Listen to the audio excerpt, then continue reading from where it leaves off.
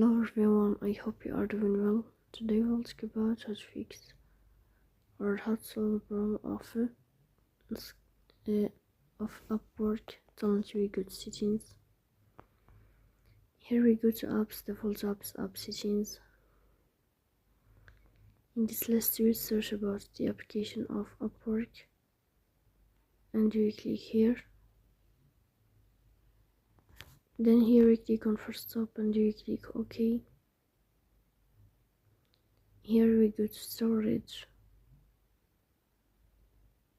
Then we click on clear cache. In the end, you will turn off your phone and you will wait a moment to turn on your phone again to fix that problem. So please don't forget to support us by like and subscribe. See you next time and thank you for your watching.